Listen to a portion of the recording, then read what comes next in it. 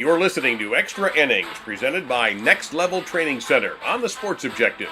Join us every Sunday night on Facebook Live and our YouTube channel as we talk East Carolina baseball.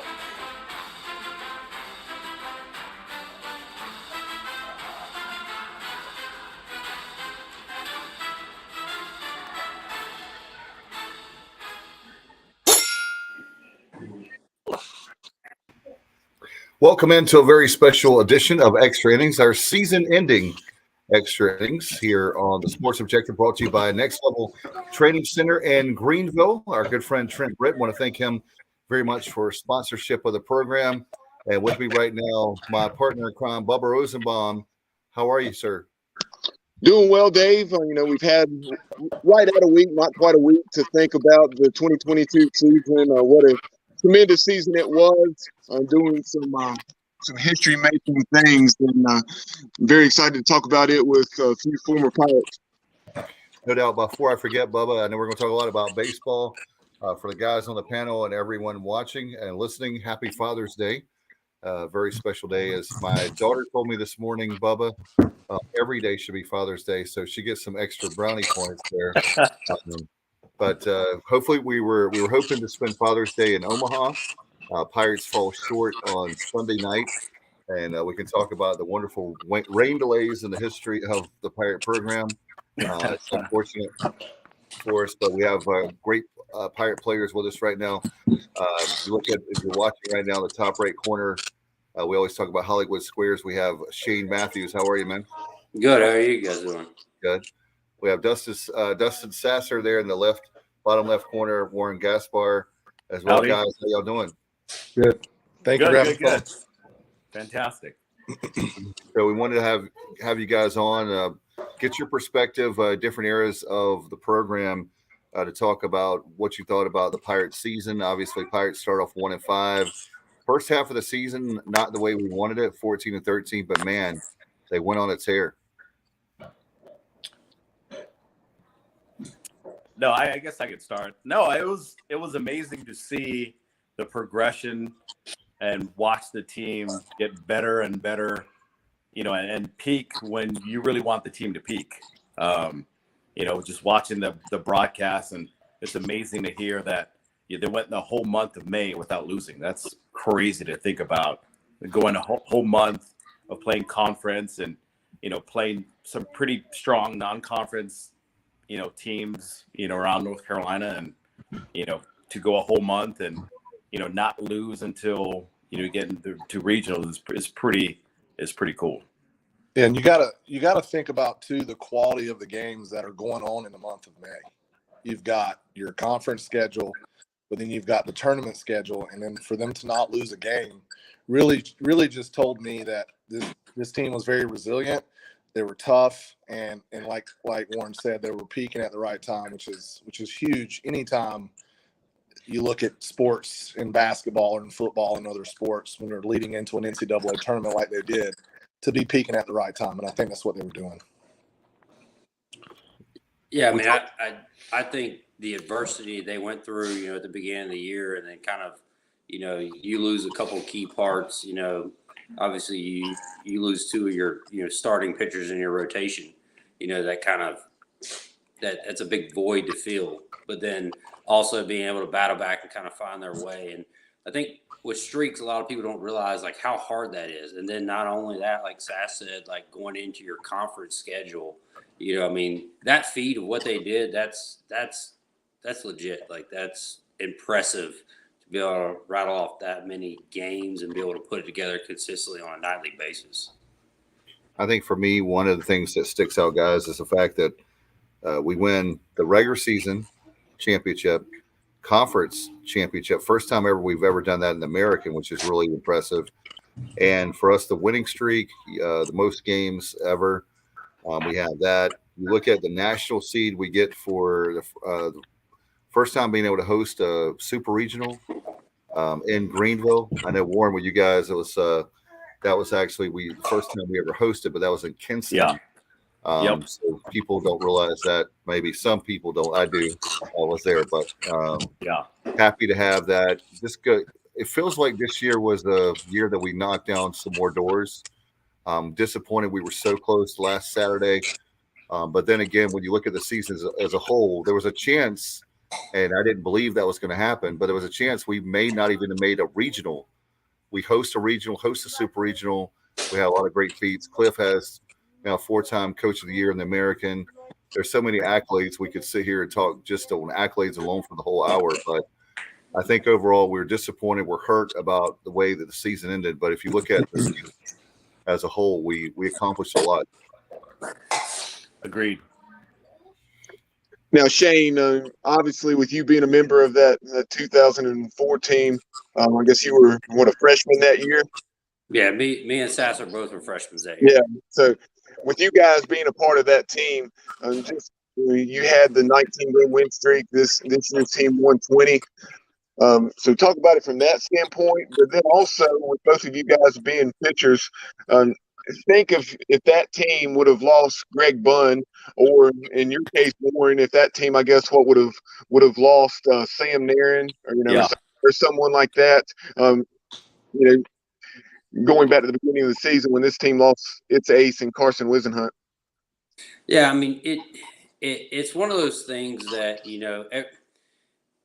throughout seasons, like it always seems like somebody, an integral part of your lineup or your pitching staff or position guy, gets hurt at a time that it's unfortunate and it's almost sometimes bad timing.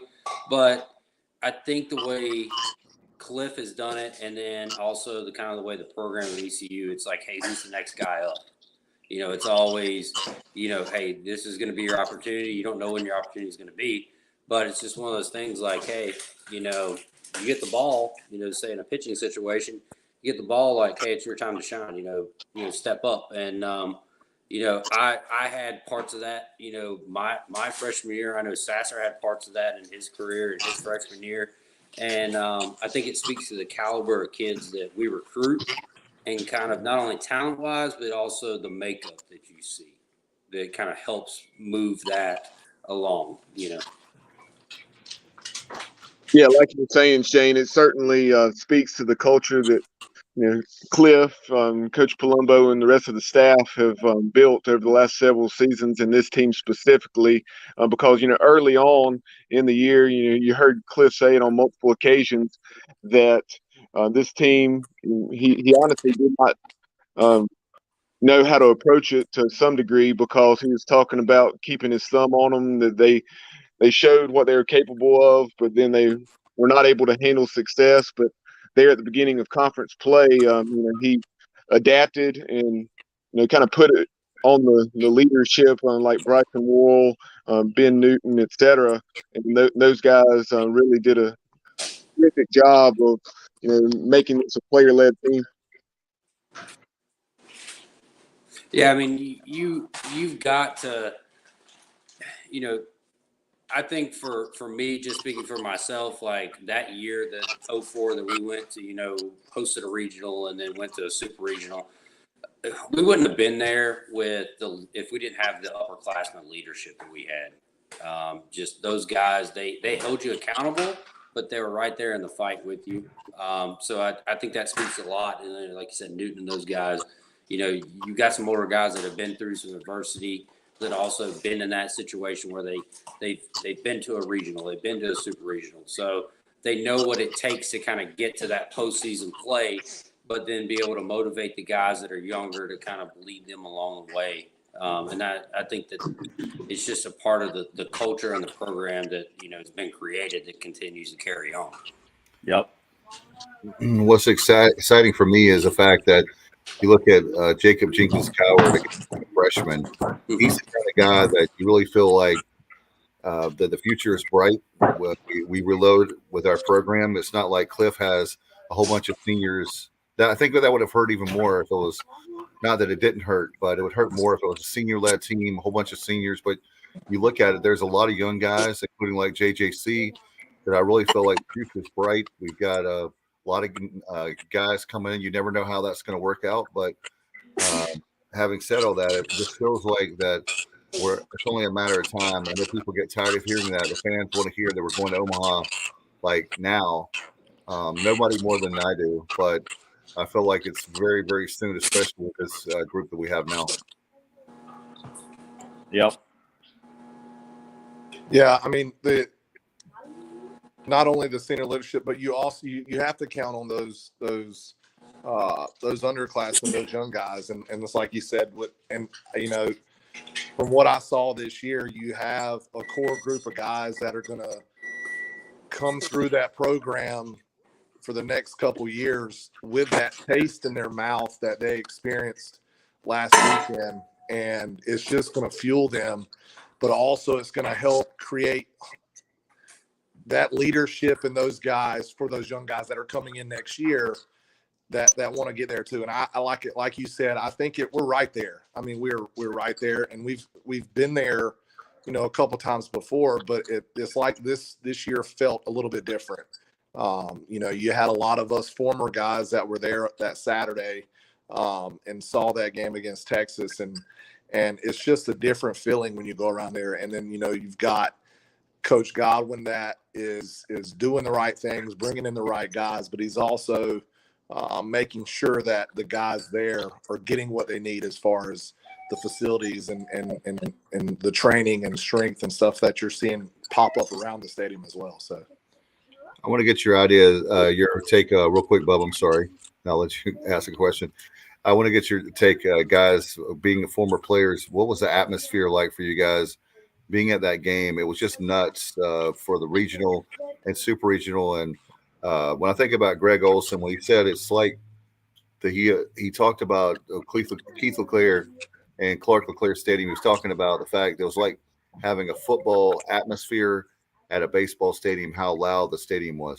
It was unbelievable. I mean, there were several times when I would hear the purple and gold chant or just when a run was scored or we made a big out in the field where it got deafening loud. It was unbelievable. And for anybody that has never been to a game of that caliber, needed to be there and experience that, because it would change your whole outlook on what Pirate baseball is really all about.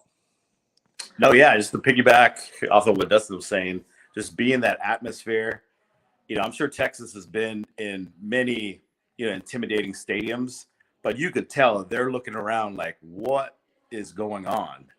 Because as loud and as rowdy as the fans in the jungle, every fan is engaged. They're, definitely know what's going on, and just the vibe. And then again, from a former player standpoint, it was really cool to be around, a lot of players that I haven't seen since I played. I met Dustin for the first time. Players that played before me, after me, during, coaches that I haven't seen since I played, and just seeing that camaraderie, and just, it was really cool to be part of that. Yeah, we came close, and we're knocking on the door, and it's, like everybody says, it's just a matter of time before everybody's booking their flights to Omaha. Yeah, kind of like you were saying, Warren, going back to the atmosphere. I watched the first two games from out there behind the plate, standing on the concourse, but opted to take the game in from the right field jungle on Sunday night last week, and it was unbelievable the way we had 4,000 plus there for a 10-15 first pitch, and the atmosphere was incredible. And so I was telling the Texas right fielder, I said, hey, we just want to make you feel like College Station when you go there from now on, that's going to be more like a family reunion.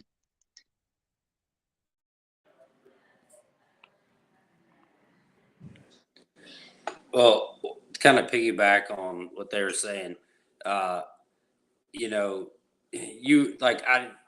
was able to come to the super regionals, but I wasn't able to come to the regionals. And it was one of those things, like, it was just great to hear of like the announcers and like commentators talk about like how involved like our fans are.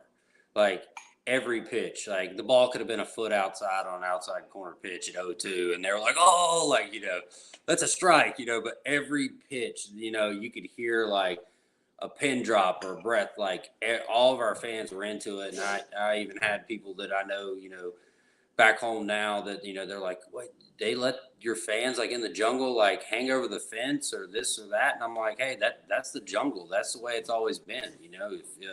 that's the atmosphere that you want to have.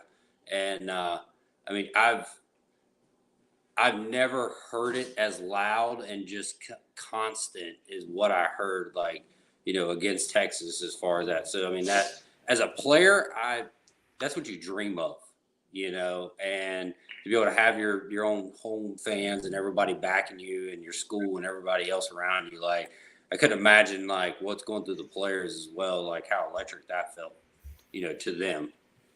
I was going to say, guys, if I'm the baseball program, go ahead and put season tickets on sale now, because euphoria is still there. And I had so many people, and I wanted to ask you guys, maybe y'all know, and Bubba, maybe I know we're doing a lot of stuff in left field. We'll talk about that later on with Pirates United, a lot of stuff that Cliff wants. But I had so many people, the regional and super regional, say, how many seats could we add to the stadium? Because we want to have seats, and we're no offense to the jungle, but there are a lot of us that couldn't see the scoreboard and things like that we wanted to be able to see. But they were asking how many seats that we could potentially put in Clark LeClaire. And I said, I don't know, but it would be nice to be sitting instead of in the jungle.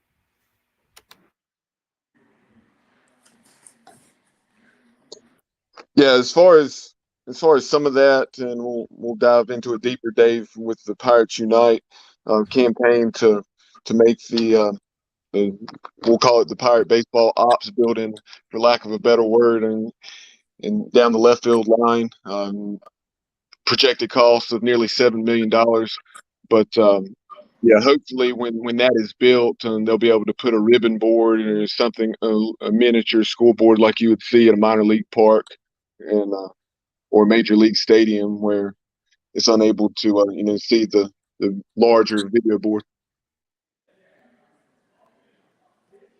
Yeah, I was saying, even if you could put like right there on the hitting facility, you could put something that has balls, strikes, and a basic scoreboard on that building or somewhere near that where we could see it, or somewhere in left field for maybe the folks in the jungle. But hey, those are good problems to have, because that means that we have a lot of fans, and we have tremendous fans. And there are a lot of programs that are even College World Series teams, I'm sure, that wish they could have the support that we do. So it's a good problem to have when you have, 7,500 requests for the Super Regional for 4,600 tickets. I mean, how many baseball programs? And I'm not trying to be a homer, but it's just something to be proud of, whether if you're a Pirate. No, absolutely. Like, being from California, Stanford's right by our house. I actually went to the UCLA ECU series in UCLA, and, just seeing the fan, just interest. It's not there in every single, college stadium. I think when I went to watch Bryant Ward, who's the coach at UCLA, I think there were ranked three in the country at the time. Stanford was ranked. We went there for a series, and there was maybe 1,000 fans there, if that, and I'd say maybe a couple people were interested. Everybody else, really wasn't, definitely wasn't the jungle, so, that's something that, I don't think people realize, when you compare, the home field advantage that we have over, a lot of schools is, it is a home field advantage. The jungle does affect games because, I've talked to, even outfielders when I played, they're scared to go back for a home run ball because, if it's a home run, they're going to hear it. If they strike out, they're going to hear it. Some kids can handle it. Some kids can't. So, the guys in the jungle don't realize how important they are, because they do affect the game. The fans do affect it, and the home field advantage is definitely huge for us. And Warren, you were talking about that sidebar real quick, the UCLA series. What struck me was that you have a top 5 program at the time. It was number 1, 3, like you said. Yep. And they didn't broadcast any of those games. You're UCLA. And here we are. We are spoiled now. We have fans that are complaining about having games on ESPN Plus. I'm like, are you kidding me? Like, I love ESPN Plus. Yeah. And stop complaining. We could be a program that was not televised and don't have the folks that we do for video production. I could talk on and on about how great they are, but I couldn't believe that the only way that we got that was Brian Packer's dad for FaceTime. Facebook. Yeah. Facebook was the only way that we were joking. John Packard Network, JPN, or whatever. But that was the only way we got the chance to see the UCLA series. Yeah. And our good friend Corey Glore to listen to it. But I was really disappointed as a baseball fan, and college baseball, I was disappointed that I'm like, they can do better with that. They're making a ton of money being in the Pac-12. And I know probably UCLA, they probably think about basketball and football more, but I was saying, but you're one of the best teams in the country. Yeah. That was really disappointing. So, but anyway, that's their problem and not ours. Yep. I think the hype around college baseball is getting better though. Like the atmosphere as far as putting it on more the TV, and obviously there's a lot more channels, whatnot. But I think, because that was back in like 06, 07, I think when we went out there to play that series. But either way, like I think college baseball in general is just in a really good place right now. I mean, a lot of people are kind of grasping onto it. You're getting a really good audience, prior to, just the regional, super regional, or, postseason play. So hopefully it continues because, you got kids that are playing their hearts out every weekend, so hopefully they keep airing it. No question. It's getting, and that was another question I had for you guys with the College World Series going on. Listen to the Texas A&M game this afternoon. Just the game itself, how much it's grown, and the fact that our program is a top. Obviously, we finished top 16. Obviously, we'd love to be in the top 8 or number 1. But just to think about that, do you guys see? Is there like something missing from your part? I mean, Cliff is doing everything he possibly can. We talked about Omaha. It looked like that we were 6 outs away from Omaha. Was it 7-2, something like that? Do you guys see something that's missing, or is it just one of those things? It was I guess one of those things where baseball can change so quick. No, I mean, baseball's a game of inches, and we've always been told that. And you're looking at Cliff's doing an amazing job. I mean, Cliff's he's going to get there, and I'm not worried about that at all. What he's doing with the program, the guys that he's bringing in, the fact that he's been around that program for forever. He understands what the number 23 means to our program. He understands what it takes, what kind of work you got to put into it. I'm not at all concerned about what he's doing, and you got to look at that more than anything else, and he will do what it takes. There was nothing missing that I saw standing over there along the first baseline or right field line. It's just everybody's got to understand that Texas was preseason number 1 in the country, and they kind of, I think, went into the season and they got off to a really good start, and then they kind of hit a lull. But by the end of the year, they turned on the Jets, and they were playing really well. I mean, you look at 1 through 9 in that lineup.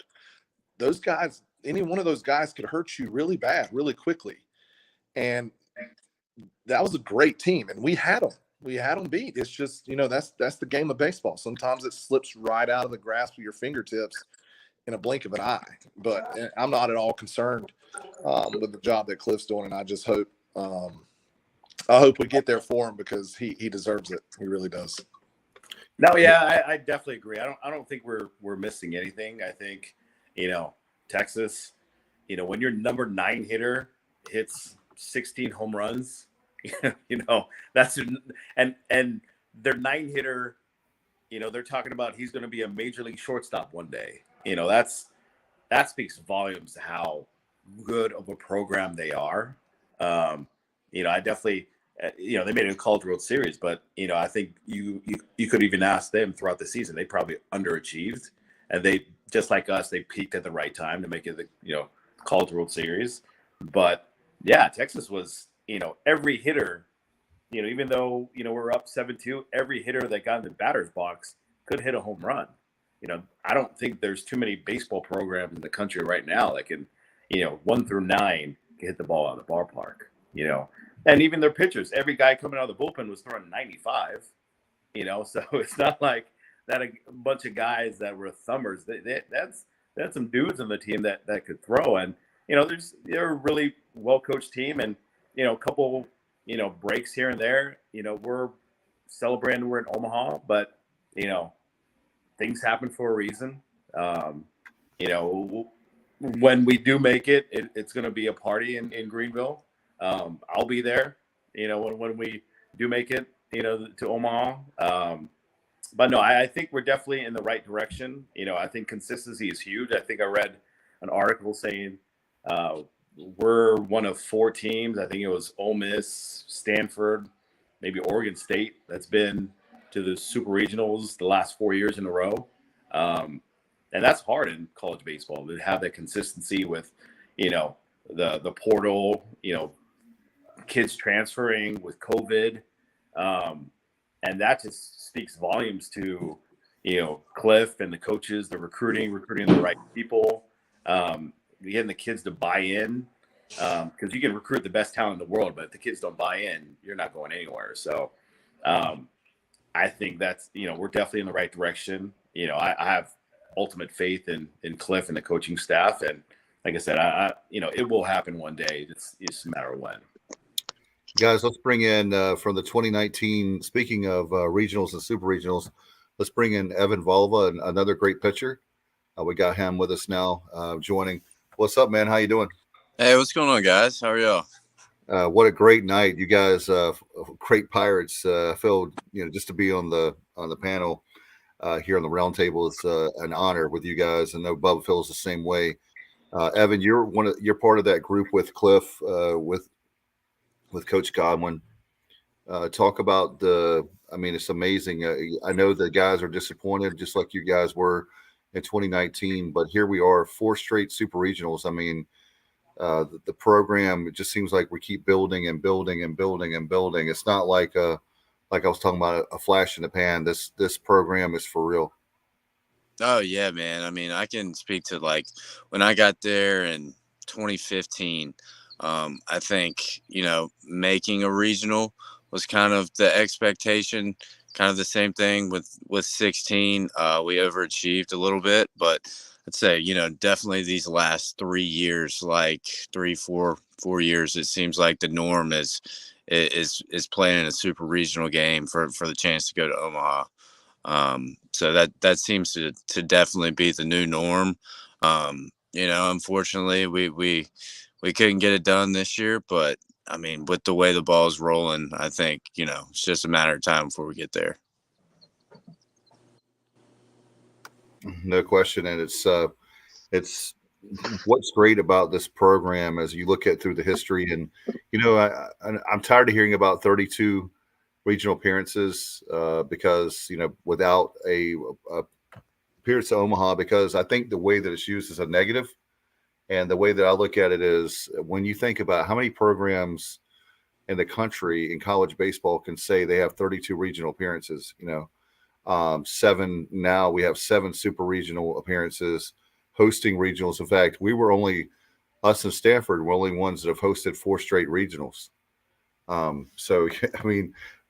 That's what I think. I hope our fans, the reason I'm bringing that up is I hope our fans understand that it's I'm happy that they're hurt and disappointed because that means they care.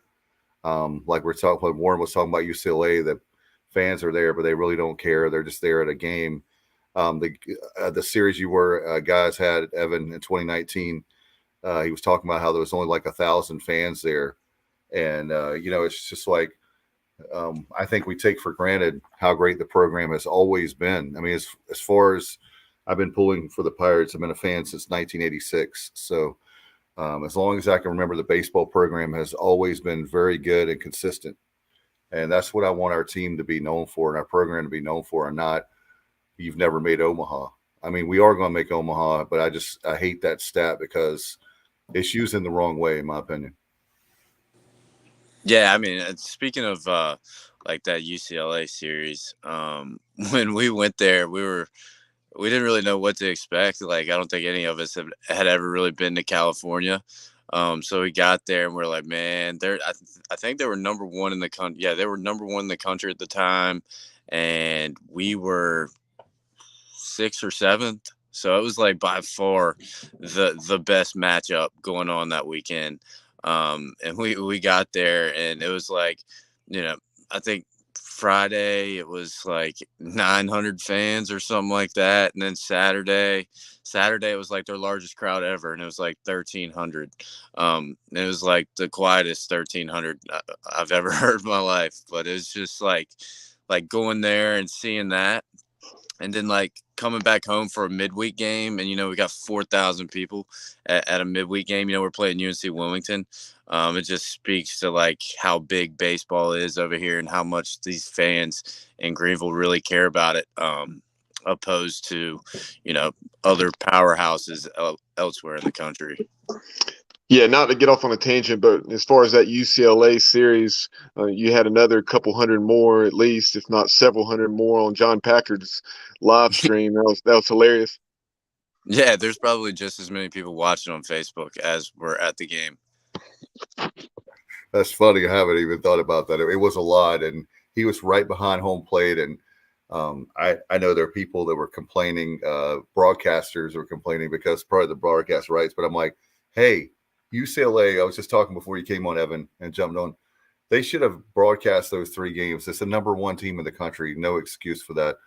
And Dave, that's Josh O'Neill chiming in saying the same thing. He had actually said it before I brought it up.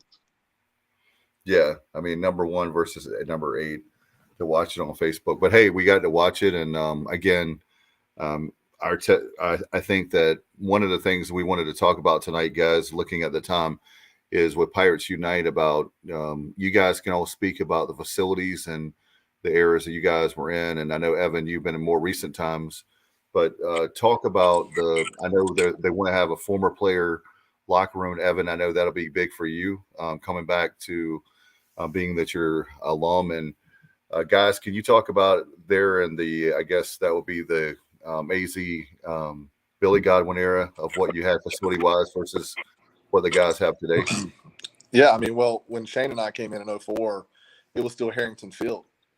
So we finished that season in the Super Regional against South Carolina, and then immediately after we finished our last home game that season, they start construction on Clark LeClaire. So for us, we got to experience the last of Harrington Field, and then all of a sudden the next year, Clark LeClaire, and it was just 2 completely different fields. I mean, and now to see what is going to be happening for the facility as it's being upgraded down the left field line, and then even the weight facility that's going right back behind the stadium there. I'm just super excited and pumped up for those guys to have everything they need to be able to get the job done.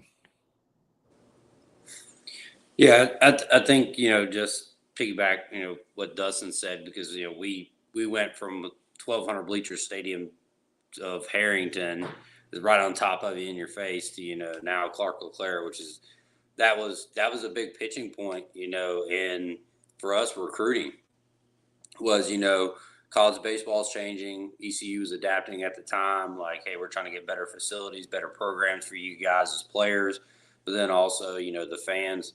And, to be able to hear about, looking at doing an expansion, I think that's going to be fantastic. I know people look at baseball certain ways, like throughout the year, as far as like football and baseball and revenue and all that. But, with ECU, it's like kind of like the Field of Dreams. Like if you build it, they'll come. We'll fill it. That's not going to be an issue whatsoever. So I think that's a great tool for our fans, for our programs, and then also like it goes into recruit psyche a little bit as well. To see the additions that a program is taking of being, like, hey, like this is a top notch facility and program, and they're making strides. If they're putting effort into that, what are they going to put effort into me? So I think it's a good step, great step.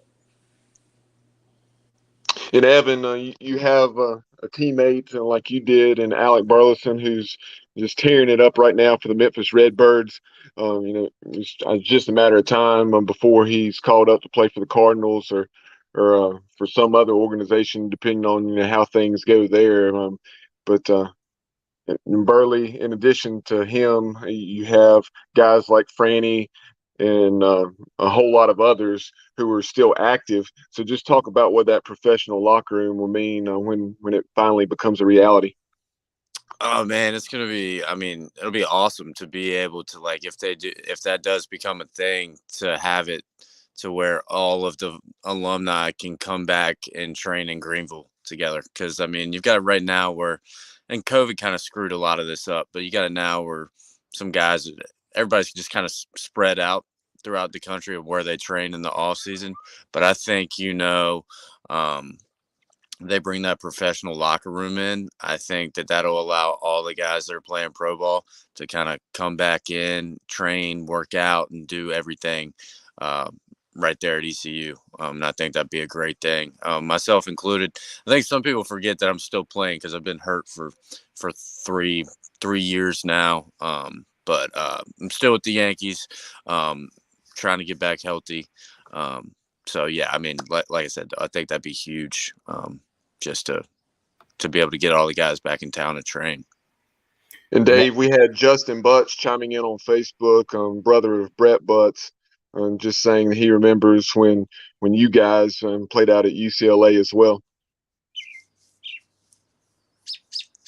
Just talking about the difference in the atmosphere, despite UCLA being such a quality program.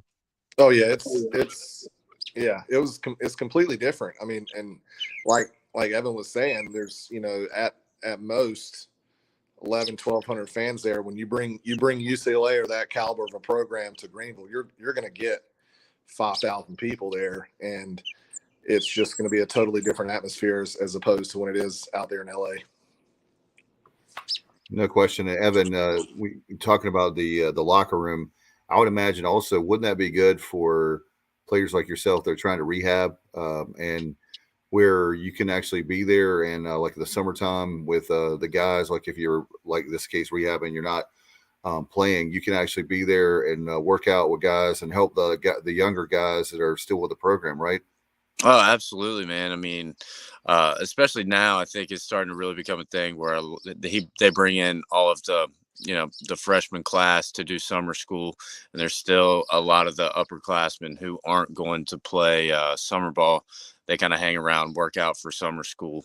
So I mean, that's what I'm going to be doing this summer, is going up there, and because I'll be able to start playing catch about the time that starts. So I'll be going up there and kind of working out with those guys a little bit. But having that professional locker room would really take that experience, I guess, to the next level. And Evan, something we addressed earlier to some degree before you joined the show is, with this team, you saw about halfway through the season when we were 14-13, and going on that 22 out of 25 stretch and winning 20 straight, you really saw a few roles change and guys really start to embrace roles. You saw Ryder Giles go from your everyday shortstop to a PO role, a pitcher only, and eventually even made 2 or 3 Friday night starts and did an excellent job of, giving us something on the mound when we were desperate for something in a lot of respects. And then you had Zach Agnos bump over to shortstop, and just like last season, he really got hot, and I think finished the year about 325, 330 with the bat, and he only committed 5 errors between his time at second base and shortstop, which is just unheard of. I think it was somewhere between upwards of 200 chances, right at 300.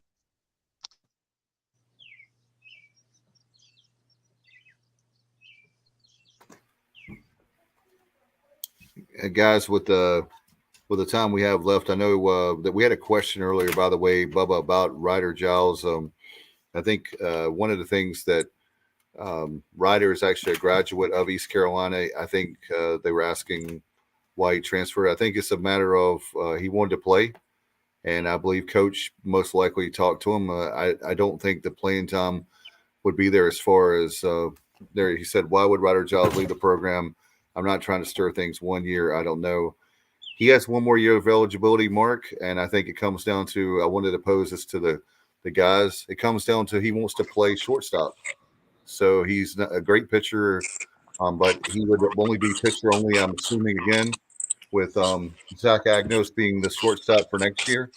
So he wanted to play, and you guys know how it is. Do you want to play? And as a player, I respect him and appreciate he's got a great family, and I appreciate his time in Greenville. I don't see that as a negative thing of the program. He just wanted to play, and looks like he won't have playing time. Right. Yeah. I mean, much respect for him for making that decision, and he has every right to do so.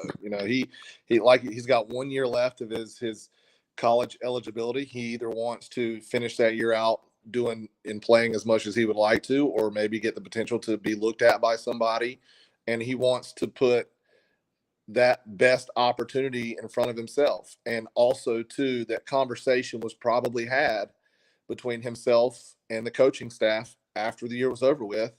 And for him, he made the decision based off what he thought was best for himself. And I would never knock on a guy for doing that. And it is him looking out.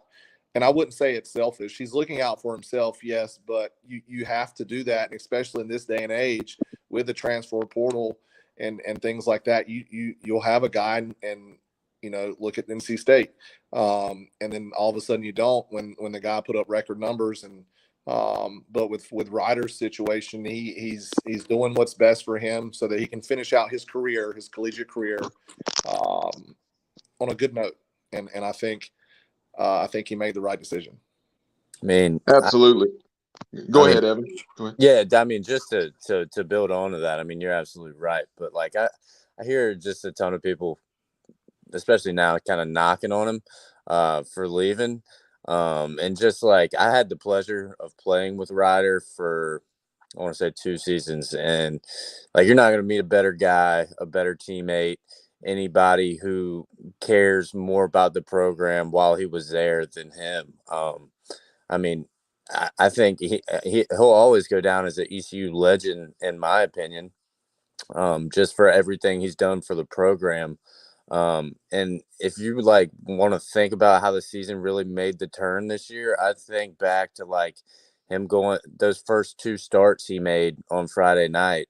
Him going, 7 innings, and I think following it up with like 8 or a 9 inning performance.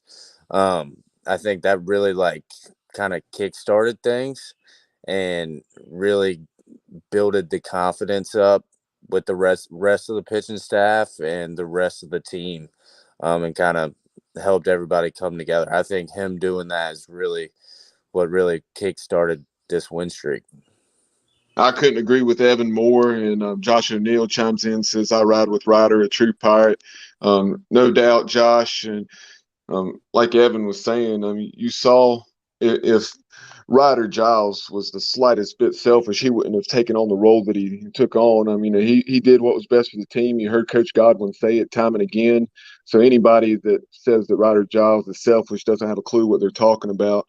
And they're just, they're looking at it from an unschooled, kind of a selfish standpoint, but themselves. But Ryder Giles, he was the epitome of what you want from a Pirate player. And no, did he swing the bat as well as he would have liked? No, of course not. But at the same time, he was a tremendous shortstop, one of the better shortstops we've had, and we've had a lot of good ones. And also, Ryder Giles, time and again led us in sack bunts. Yeah, and I also want to add a shout out to his dad, Rick Giles. I know, Bubba, you and your dad are a lot closer to him than I am, but the times I've interacted with him, he's always been a really nice man and very supportive of the program too. So it's kind of one of those things where I think COVID was a very tricky thing. By the way, I want to mention that too. Because Ryder would have already been gone. But you have the extra year in there, and which that season was very unfair for the guys right after you, Evan. 2020, we were going to have a great season that year, and the season that was lost. So there was a lot of tricky things that unfortunately coaches and players have had to deal with Pete guys having an extra year, which means that takes away from other guys. I mean, it's just a lot of things there. And I know he's going, Bubba, I believe he's going to Appalachian State, right? So Brett Johnson and the guys there at Appalachian State and Boone. He'll have a great year. And he graduated. We never had any trouble. If you think about it as a program with Ryder, grades wise, character. So for me, he's always a Pirate. I think people are silly and they have no clue. If you've never coached or played baseball or any sport for that matter, you really don't have a voice to talk because you have no idea. You three guys here on the panel, how many hours that you do a training, school. There's a lot of pressure on you guys to perform not only academically in the classroom, but on the field too. Well, kind of like we talked about earlier, he's a key component of probably what turned the season around. I mean, he's a guy that got put in a situation that the coaches came to him. He stepped up and he helped fill that void. I mean, that right there is a player, but as a character, you can't question that whatsoever. I mean, that's fantastic. And, I would think, his situation is a little bit different as far as like his, going through the COVID years, and this is his last year. And you can't beat a guy up for, doing what he's done for the program, but then also, wanting to be able to finish out his last year. I mean, I'm sure there was conversations had, but I think with him, he's the prime example of kind of a kid I look at the whole transfer portal stuff for. There's a lot of stuff that I think is misused in the transfer portal, and guys, move for various reasons or this or that. But I think that with the transfer portal being there, that allows someone like him, to be able to fulfill what he needs to be able to fulfill to move on and fit best for him. So I wish him complete luck and thank him for all that he's done for ECU. Yeah, you look at with baseball, not like with football and basketball, where you have that kid was at a point guard from Miami basketball. He's not getting paid enough money. So, it's like, it's not like a situation like that. Or like I said, where there's trouble with Ryder off the field or anything like that. So I wish him the best, and it'll be interesting to see how he does. I know Bubba loves the guys at Appalachian State with Kermit Smith, and obviously good friends with Brett Johnson. So we'll be able to keep up with Ryder and see how he does for the year. As far as next year, guys, I know Bubba wanted to talk about that for 2023, as this is our last extra innings of the season. So we're looking forward to a new year coming up in 2023. And I know, Bubba, we were talking about early in the show, Evan just joined us a little while ago, but we have a lot coming back next year and a lot to be proud of. Yeah, certainly. So much coming back. And very quickly before we move on to that, Dave, I just wanted to touch on what you were saying and what Shane was saying as far as the transfer portal, because it is something that's relied on far too heavily. But I do think this is an example of why it is good. And for that matter, I think we have something like 8 or 9 in the portal now. It's quite a few, but some people see that and just assume it's a bad thing. I think it's a product of us recruiting at such a high level, just like you're seeing in football to some degree now.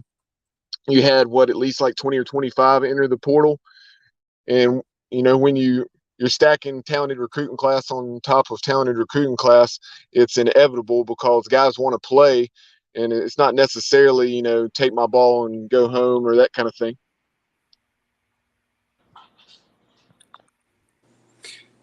Yeah, I think it's a mix. I've gotten a little bit of taste of it, some of the side stuff I've been doing with baseball and, peeking into guys' minds about things as far as like going to college and transfer portal stuff. And, I think it allows some kids some more movability because, I mean, they may get to a place and they had some expectations that, they didn't fulfill or, even a program just in general that they figure out that, hey, it's not the right fit for me. It's time to move on and go somewhere, maybe try something a little different. There's always some misuses of it. I mean, that's the way it's going to be with anything. There's pros and cons of both of it, the whole point. But I have mixed feelings on it. We don't have enough time on this podcast because I think there's a lot of other things that tie into that and the NIL deals and all that type of stuff. We can talk about it another time. But, at the end of the day, guys, players, they got to try to make the best decision for themselves. But I think as a program, we're making the right steps and bringing in good quality guys, and it's just going to continue to breed competition.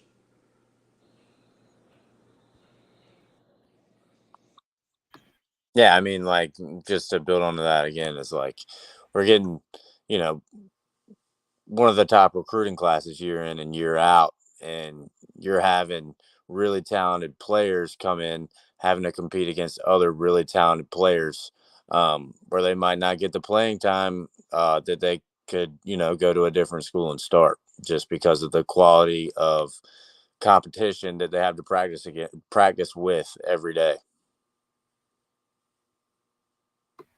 No question, and that's a good point. Having it with you guys, it's like with the program, the only way we're going to get better is that very thing, is recruits. And so, and then, like I said, at the time, it looked like a great idea to add. Of course, it worked out for Bryson's favor, guys like that. But at the same time, it's really hurt the program as far as, maybe guys that would not be here that are here. So it makes a very awkward situation with fans, not fans, but the coaches and players, where they wouldn't have been here, but they are here, and then they're not going to be able to finish out their career. It's been crazy, but I think the good news is we're probably maybe a year away from not having to worry about that again, or I don't know how long. I haven't really looked at it, but just something like that. But with moving on to 2023, it looks like we're going to have the infield is pretty much the same. It looks like. I think we were talking about Lane Hoover would move to.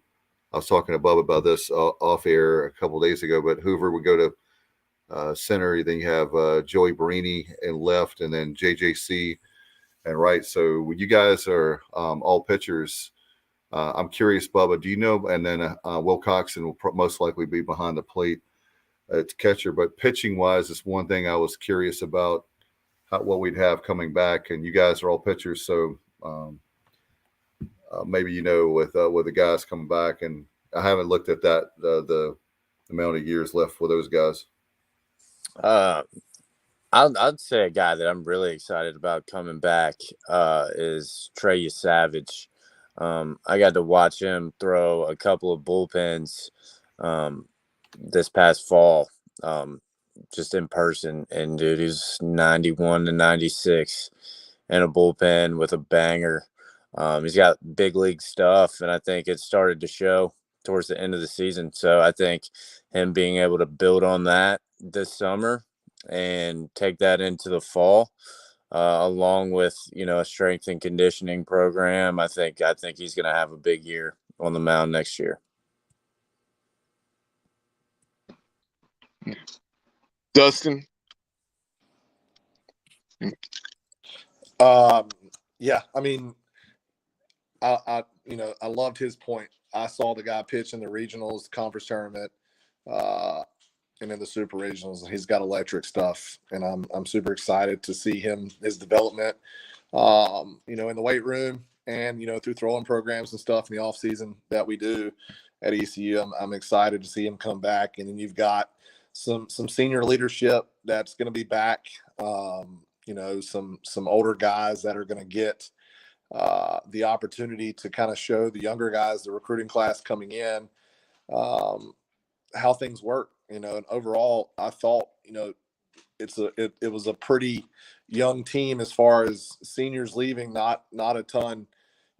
Obviously the offensive production is going to lose some of that, and I'm not at all worried about that because we have a good core group of guys coming back on the offensive side, and you've got new guys coming in and stepping up every single year. But the pitching, I'm really excited to see some of those older guys come back and step up, but then like Savage and those guys getting the opportunity to grow, because they're going to take this experience this year and how close they got, and that's going to feed them in the off season, or at least it would myself, and I know it will. Coach Godwin and some of those guys that are super competitive, feed them in their training this off season, and they're going to be that much hungrier when it comes to next year. So I'm honestly looking for big things out of those guys next year. Now, Shane, you obviously spent time out of the bullpen. That was probably what you're most known for, but you also started at times. So just talk about kind of what Ed's saying as far as a guy like Treya Savage, who's up there, 94 to 96, has nasty breaking stuff, and maybe needing to develop a solid changeup or some other stuff to go with what he already has. If he's going to move into that starting role and really have the chance to maybe be a weekend guy. Yeah, I mean, a lot of guys out of the pen, you need 2+ pitches kind of to be kind of like a main guy out of the pen. You need, whether it's your fastball or you pitch off your breaking ball or your changeup or whatnot. But to move to that starter role, I think you need that. You definitely got to have 3 pitches that you can throw for strikes and be able to locate. And then if you got 4, it's even more. It's even fantastic. So it's just that part of development. I kind of laughed just because my inside of it, but like we're down the first base line during the super regionals, and we're talking about Texas guys coming out of the pen, and all those guys can be anywhere from 91 to like 96, and guys that we used to play with are like, dude, the kid's throwing this hard. Like, I think the radar gun's juice. And I'm like, guys, you have no idea, man, like what these kids are doing now. Like the training methods that are being put into it, like the amount of money and time and, scientific data that's been put into these kids now to be able to get that much out of them. Like the radar gun's not lying. And, you see those guys coming out of the pen consistently. But I think, and I'll speak for myself kind of on it. When I was a starter, I relied so much on my defense, and that's one good thing I think that we have coming back is we've got those guys that's got that experience with those key places that, we basically got the infield set and almost the outfield set. So it's one of those things that like, you've got guys that got experience that have a lot of talent behind you. And as a pitcher, whether you're a young guy just coming in or, guys that are kind of coming up to settle themselves in those roles, you got to rely on the guys behind you. Like, don't be afraid to let some guys hit it and let your defense make plays. So, when you got a good defense behind you, especially as a starter, you can pitch a little bit, a little bit more loosely or pitch a little bit more to contact. So, I think that'll be a thing for these guys kind of transitioning, as far as maybe moving that starter role. But then, young guys coming in that, doesn't have that much experience is just, rely on the team. Yeah, to your point, as far as guys throwing harder across the board, how about Tennessee? Even though they didn't make an Omaha, you had a guy like Joyce, that a reliever. I think one game there fairly late in the season, he threw something like 33 pitches, and I believe it was about 25 of them were 103 or harder, and I think 3 or 4 that were 105, just ridiculous. Yeah, I think you're seeing that's I have a word for it, but I don't think it's probably family friendly on here. But you're seeing a one of a kind kid right there is what you're seeing. To maybe in the future to keep seeing kids like that, maybe it's possible, but that's a one in a not to say lifetime, but that's a kid that you see that's just like it's spectacular. But kids are putting more into at an earlier age their training aspects to try to get more out of their body. But I think the lifting and in the weight room, but then also like their mobility and everything they're putting into it, they're allowing their bodies to work the right way, and you're starting to see a lot of that come out in college. So, you see your pen guys coming out, and, it used to be, if you were 88 to 90, it was like, oh, like that guy throws pretty hard. You see a 92 or 93, you're like, oh, okay. You see a 95, 96, it's like, this dude throws cheese, like, holy crap. But now, like, you see it all the time. So it's interesting to see what baseball, but no matter how hard you throw, you still got to be able to locate and make pitches. Yeah, I was going to make the point of the fielding percentage this year. Bubba helped me out. I believe was Was it like 986? I mean, it was sick how. Yeah, we were tied for second nationally, 984. So Okay, I 94. heard some people, not Pirate fans, but just people nationally. I was like, what are you folks talking about? And saying this team has had its struggles defensively. I thought anything but tied for second nationally in that 984. Yeah, I was just adding that, Shane, when you were talking about having the guys behind you. I know Evan, with you being a pitcher too, you play with a lot of great guys behind you, and I can imagine with not only the defense but with you guys. When you think about Washer, with Wash, when you think about Brian Packard, Burles. I mean, there's so many great guys that played on your team that not only were great defensively, but man, they were really good with the bats. Yeah, I mean, they were just. I mean, I was fortunate enough to play with a lot of great players. Defensively, like really, the only thought process was go throw it in the zone. Hopefully, they don't hit it, but if they do, I know there's somebody out there that's going to make the play. And as far as with the bats, just being able to keep the team within striking distance when you're on the mound, because that there were almost 9 guys in the lineup that could change the game with one swing of the bat with that team. And guys, we're at an hour, so we wanted to keep respectful of your time. Appreciate it very much. Do you guys have any final thoughts, maybe on the season or for next year, things you're looking forward to for Pirate baseball? For me, I'm proud of those guys. I mean, given all that they went through early in the year, kind of what the outlook was for them mid-year, for them to absolutely fight back and just basically put out there on the field the exact example of what Pirate baseball is all about, and to run off 20 like they did is unbelievable. That their season is not a failure to me by any means. It is an absolute success of what they did, and I'm just super excited to see how hungry those guys are to come back next year. So I'm super pumped, and I'm super excited for Cliff to get those guys back out on the field next year. Yeah, exactly, man. And I think Shane and Dustin could agree, but like watching this team and kind of where they were at the beginning of the year to how they finished, like just one of those teams that really makes you proud to be a baseball alum, to see everything that they went through, and just overcome that. But I think this season and how it ended is just gonna feed the beast for next year. Yeah, I mean, you can't. They met adversity at that point, and kind of what I heard from Cliff was it wasn't something that he said; it was the leadership of the guys that had a conversation with themselves, and that's what you got to have.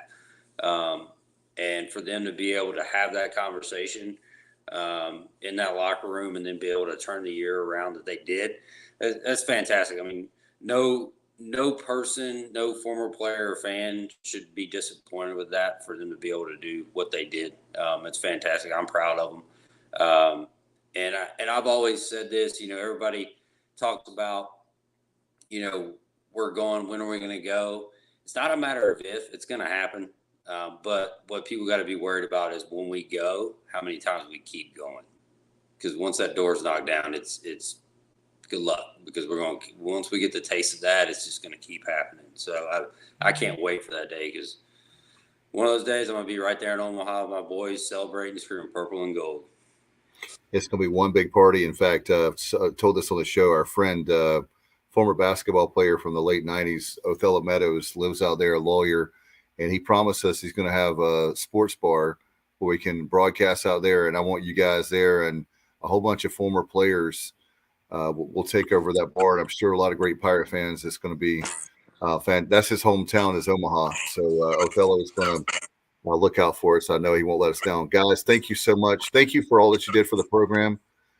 Means a lot. Thank you for coming on tonight. And Pirates finish up 46-21 for the 2022 season, but we have a lot to look forward to, and hopefully you won't be a stranger, and we'll have you back on again next year. Absolutely. Thank you guys for having us. Yeah, thank you. Yeah, thanks, guys. Appreciate y'all very much. Have a good night. You too. Appreciate them very much for being on tonight, Bubba. And I want to mention our good friends at Next Level Training Center for Trent Britt. In fact, you can simply give them a call, 252-756-NEXT, nextleveltc.com. In fact, Bubba, do you know how my kids wanted to spend a day? I wish I had thought about it. They wanted their equipment. They wanted to hang out with me at Next Level Training Center today. I didn't even think about it being Father's Day, but thanks to Trent Britt, Gaynell Britt, all the great coaches there. They're a wonderful staff, and they will look out for you. We don't have any sponsors on our show that we don't know, and we can do that. And I want to thank them for the second year in a row for the title sponsorship of the show. Means a lot for sure. Next Level Training Center. They have a great Facebook page, and they do a lot. And Trent, thank you so much. Gaynell, thank you so much for sponsoring the program. I wanted to mention that before we moved on and kind of wrap this thing up. Yeah, I really appreciate Trent and Gaynell and all the folks at Next Level Training Center and the tremendous job they do. And so, if you have a son or daughter that's not already training at Next Level, definitely, seek some lessons or whatnot from Trent and his excellent staff. But Johnny Robertson, when we were talking about what we have coming back for 2023, as well as the recruiting class and the signing class that we have coming in, which is one of the best, maybe the best ever. That's obviously to be determined. You never know until they get on campus. But very highly touted prospects in this signing class as always. But Johnny Robertson said, "How about Riley Johnson?" Riley's the guy. He was struggling to start the year, then unfortunately sustained a season-ending injury and will be coming back from that.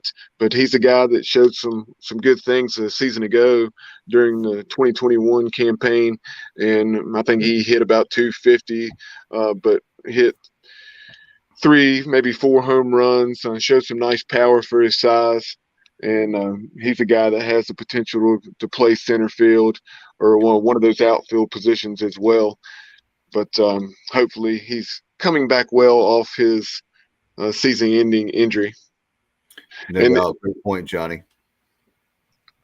And then you also had Josh O'Neill several minutes ago chimed in. He said it would be fun to do a 70s rewind night, wear some throwback unis. He has a ticket stub from a 1974 game against North Carolina at Harrington Field.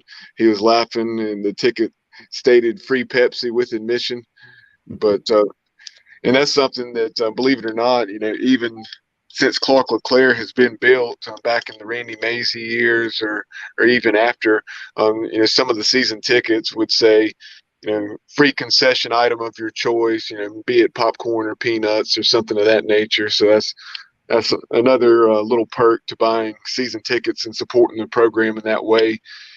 But I would love to see, we'll do some things, like you have the military appreciation hats, if you will, the ones that we ended up wearing probably 10 or 15 times late in the season with the stars and stripes on the Pirates hat. I would love to see us wear the 1961 hat with the interlocking EC, that 1961 NAIA National Championship team wore. I really think that would be an excellent look, and would love to see us do that for a series. No doubt. I think that was a great point. I mean, when you look at, there's, for example, love the folks in Edenton, the Edenton Steamers, and we'll have to get Tyler Russell, our friend, to come back. He's the general manager of the organization. But they have a thing, Bubba, they're doing on every Tuesday night. They're going to be the Chowan County Cantaloupes, and they're doing that kind of like what minor league baseball is doing. And all the money goes to Boys and Girls Club. Every Tuesday night they have a home game. So I would just simply like to say maybe we could do something and tie it into ALS with Keith LeClaire, and maybe we could do some games like with the throwback unis. We could do it for, as a way to raise money for the or even a percentage for ALS. Yeah, and as far as raising money for the program, in addition to buying season tickets and joining the Pirate Club, you also have the EC Letter Winners Club. So remember that, guys that were on the show tonight and anybody else that may be tuned in, and that goes for any sport. It's not just baseball, football, men's basketball, baseball, women's basketball, etc. You have the EC Letter Winners Club for all of our athletics letter winners.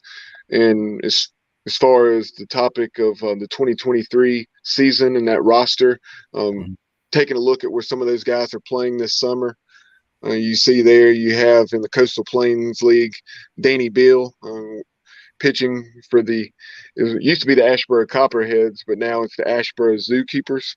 I was actually not aware of that change. You have Joey Barini, who we saw, not a ton of at bats, but when he did get an opportunity, he came up with some really clutch hits and was many times a middle infield replacement, be it at second base or shortstop when Zach Agnos would come to the mound and Ryder would go to short. You also had Bradley Wilson with the Wilmington Sharks, Justin Wilcoxon with the Ashboro Zookeepers. So I'm definitely going to have to go check the Zookeepers out to see those guys play this summer. In the New England Collegiate Baseball League, you have Josh Groves, A-Mac, and then also Joey Rezick. Joey Rezick actually has since entered the portal, so he will be playing his baseball somewhere else moving forward, and we'll see where that is, and certainly wish Joey nothing but the best. In the Valley League, which is, the Shenandoah Valley, you've had guys in the past like Davis Kirkpatrick that went up to the Shenandoah team right there in Harrisonburg or not far from Harrisonburg and do really well. But you have Cam Klotch playing in that league, also Carter Cunningham, who has since actually entered the portal and will be playing the rest of his college baseball somewhere else. And then you have Wyatt Lunsford Shinkman, who took on a bigger role late in the season and gave the Pirates some quality innings. He is playing for the Charlottesville Tom Sox. You have in the Appalachian League, JJC with the Burlington Sock Puppets. And then Ryan McChrystal, one of the options at catcher. He is also with the Sock Puppets. In the Cal Ripken League, the one that Burley felt so well in, he fared tremendously well a few seasons ago. He played with the Bethesda Big Train, and the Pirates have 4 guys with the Bethesda Big Train: Merritt Beaker, Jordan Little, Luke Nowak, and Eric Ritchie. And then you have Jaden Winter for the Crop Dusters. And then you also have CJ Boyd, who is one of the Pirates who did enter the transfer portal. He is playing with the Alexandria Aces. And then in the Cape Cod League, which is one of the leagues or the league you hear the most about, you have Josh Moreland playing with the Bourne Braves. And then obviously Carson Wisenhunt, who we expect to go very high in the draft. Carson is with the Chatham Anglers. And I guess is Agnos taking the summer off then? He is. Zach Agnos, I'm sure will be in Greenville working out and taking the summer off from a baseball standpoint in terms of actually playing games. All right, so I thought I'd heard him say that, but I wanted to double check with you before. I didn't want to misspeak, but anyway, that's going to be fantastic and a lot of great experience. And by the way, want to mention too, off the top of my head, I don't know the dates, but Cliff Godwin has a great baseball camp, and I know they'll be coming up for this summer for baseball camps. If you're looking for your child, I know they have the CG23 camps, and so make sure you Google that. I wish I had the dates off the top of my head. I mean, I don't know them off the top of my head. I wish I had them with me too, but make sure that you take your son out there and have a good time. And I know they will. There's a half-day camp, or you can do the full-day camp as well. Yeah. All that information, all you have to do is go to cliffgodwinbaseballcamp.com, and everything you need to know is readily available, self-explanatory. But if you have questions, you can always email Coach and obviously Director of Operations, and they'll answer any questions that you may have concerning the camp. No doubt. And Bubba, before we go, I just want to thank all our guests, including Scott Rogers, the voice of ECU Pirates baseball. Thank you, Scott. Scooter, appreciate you very much. Coach Gary Overton, Dr. Gary Overton, thank you so much, Coach O, for coming on. Trent Britt came on. A lot of former players come on, has come on. So we don't have time to name every single one. But thank you for all that have and will for next season. And Bubba, if you don't have anything, I just want to thank, again, Next Level. Thanks to Trent Britt, Gainell Britt one more time. NextLevelTC.com. You can call them at 252-756-NEXT. They've check out their Facebook page. It's amazing. A facility on Wimbledon Drive. It's off of, if you know where the AMC Theater is in Arlington Boulevard, that end of Arlington, it's not too far away from that on Wimbledon Drive. It's a crazy, awesome facility. When I say crazy, I mean that's good. For us to have that in Greenville, North Carolina is awesome. Absolutely. And back to Zach Agnos, and like Johnny Gardner chimes in with, and he's talking about the U.S. Collegiate National Team. We've had a few guys on that in recent seasons, Bryant Packard, Jake Agnos, and then also Burley. So that's something to keep in mind as well, that Zach could be a part of that. And, maybe if he's not on the roster, maybe he's an alternate for the U.S. national team. And that's awesome. And yeah, that just speaks volumes again to how great our baseball program is and the respect and the quality of players we get each and every season. All right, Bubba, thank you so much. I want to make sure that to wish you and obviously Matt, everybody, a happy Father's Day, and I hope you've enjoyed it. It's almost over. A couple more hours if you're watching live. But appreciate Bubba for all that you do for the program, sir. Another great job this season with not only Extra Innings, but the show is the Sports Objective as a whole. We got a lot of great summer programming we have coming up. And if you have any great ideas, you can always email us anytime. All right. Thanks, Bubba, so much. We'll see you next time. This has been Extra Innings, brought to you by Next Level Training Center. And it's been right here on the Sports Objective. Good night, everybody, and go Pirates. That concludes this week's edition of Extra Innings, presented by Next Level Training Center on the Sports Objective. Join us next Sunday night as we will once again talk East Carolina Pirate baseball. Be sure to follow the show on social media at the Sports OBJ on Twitter, at the Sports Objective on Instagram.